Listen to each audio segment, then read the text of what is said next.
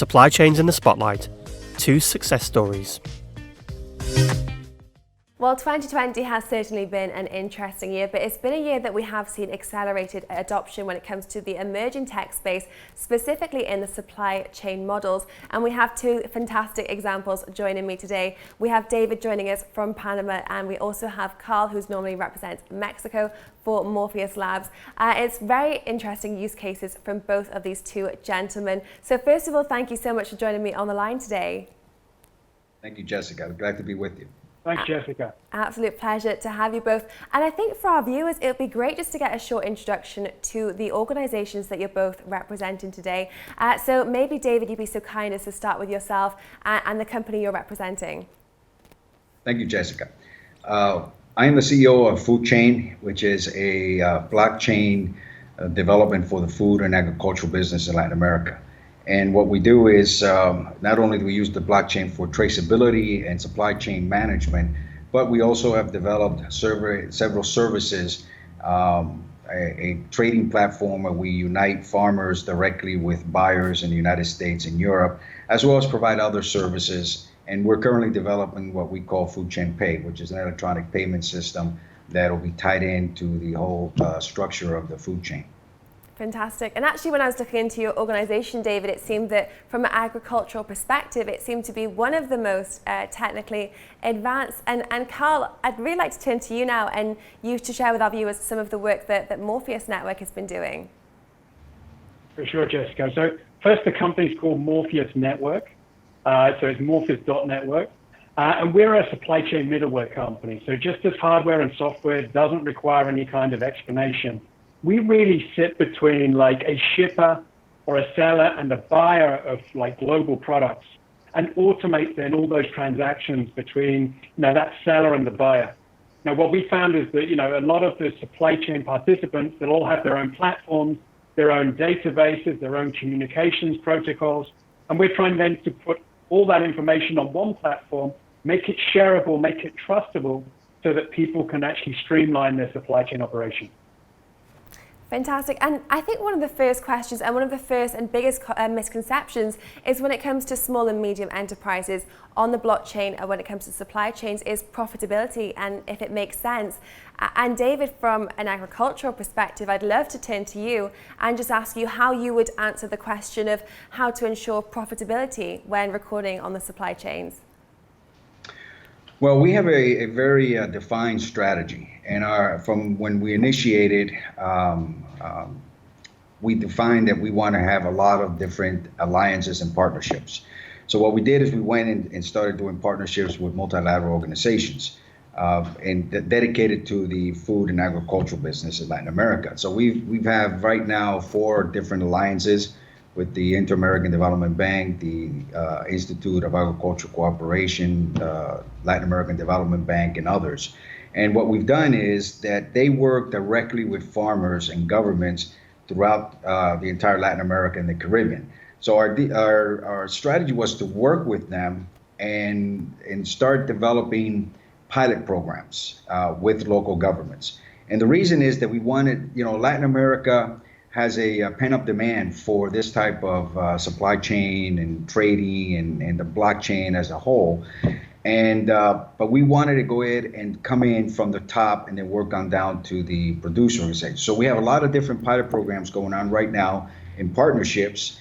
And these partnerships, what they do is they pay us initially for these pilot programs, and then we go out and implement it into the larger agricultural sector. We are based on a subscription base, and we make it as easy to get on as possible. Very small farmers, family farms, less than 2 hectares, we provide the service for free. We don't charge them, and it's our way to give back to the farming community. So everybody has the ability, whether they can pay for it or not, to be able to come into the digital age. And Karl, if any of our audience do head over to Morpheus.network, they can clearly see there's quite a lot of big name collaborations that Morpheus Network has actually undertaken and corporations around the world that it's worked with. So can you maybe talk us through some of these collaborations and some of the feedback that you've had from them when it comes to their experience with this?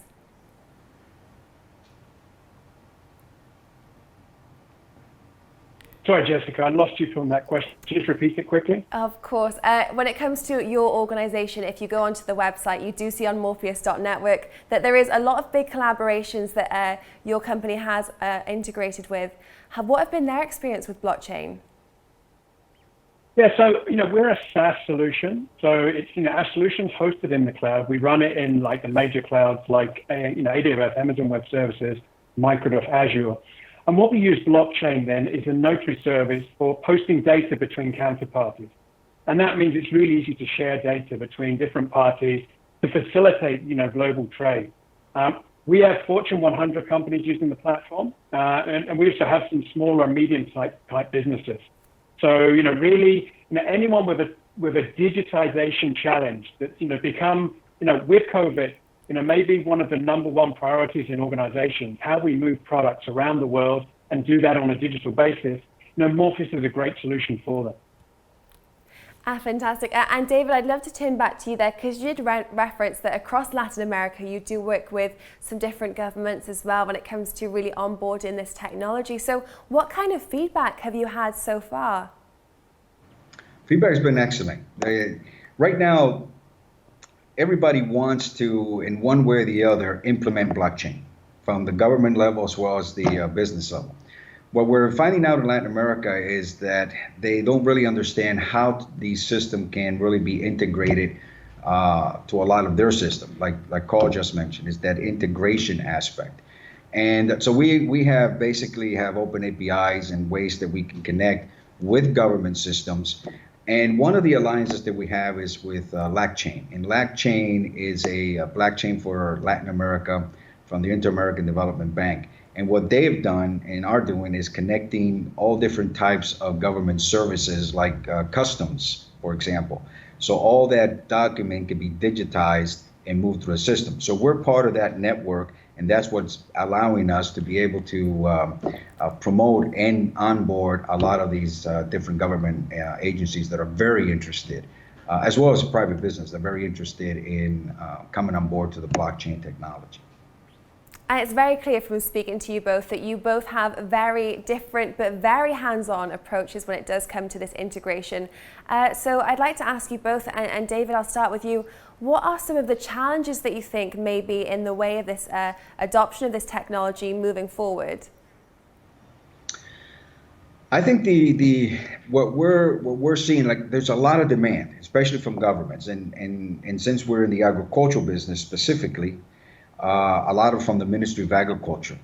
I think the challenges that we have is been trying to explain to them how to apply the technology along the supply chain, from the field all the way up to the buyers. And for that reason, right now we're in developing an online virtual university for blockchain, and particularly for the food chain, with two of the multilateral organizations that we have associations with. And that is basically to be able to have people train and understand the technology, and makes it easier as a way forward for them to then to start applying it to their own systems. Fantastic. And Karl, I'd love to turn to you and ask if there was anything that you wanted to add there, any challenges that you see in the way of this moving forward. David mentioned a really good point. Latin America, hasn't invested in some of the previous technologies, maybe the client server or the web versions. So what we're doing now is using blockchain to leapfrog into these new emerging technologies, state of the art. And that's why we're getting a lot of interest in not just in, mature countries like the United States, Canada, but we've got projects in Argentina, we've got projects in Mexico and Brazil, but also in lots of the African countries. So, we really see as blockchain and some of the other emerging technologies like IoT and machine learning as a way of leapfrogging and updating the technology stack from a government perspective and also from a private company perspective, and allowing them people to transact with other companies around the world, on a very clear, transparent and trusted basis. And it's very interesting speaking to you both because you both are representing different regions and multiple regions across Latin America. So for example, I'm currently based here in Malta. From a regulatory standpoint, a lot of European counterparts will look to Malta because it's a small island and quite a small regulatory framework when it comes and sandbox when it comes to leading by example. Is there a region across Latin America that either of you are able to identify as being one that maybe is more advanced than others or maybe holds more potential, maybe because of a more at ease regulation? In the case for the agricultural business, I would say that Argentina and Peru are advancing. They have specific government mandates that they need to start going, digitizing the whole agricultural process. And we're seeing it every day, more people and more companies and countries adopting the same thing. Paraguay, for example, right now is adopting that they want to have all their trading done through a blockchain. And so we're working with them on that. And the same thing as Panama and other countries. But I would say that some countries are more advanced than others in their strategy to implement blockchain and the technology of the fourth industrial revolution. But I would say as a whole, I think every country in Latin America is moving in that direction. And especially with COVID, it has accelerated that position. So I would say throughout the whole Latin America, at least in the agricultural business, definitely there's a lot of interest and countries are moving forward with that implementation. And Karl, you were nodding along a little bit there. Was there anything that you wanted to add? I could talk a little. Yeah, I could talk a little bit about also the customs perspective in LatAm. So Chile is probably, the country, in exception, in terms of like exports in LatAm. It's a small country, but they have, been very successful exporting timber, salmon, wine out of Chile. So their customs has been really strong for a while. And then Mexico, we have like this, the USMCA trade agreement. We've been having digital invoices for like 15 years in Mexico. The Canada and the US is playing catch up in that respect. So, we do see these areas, like Chile, like Argentina, like Mexico, where, we're moving a bit ahead of the curve in some of these digital technologies. So I think it's now if we can connect them together, then obviously, we can create more trade, not just for the Americas, but throughout the world.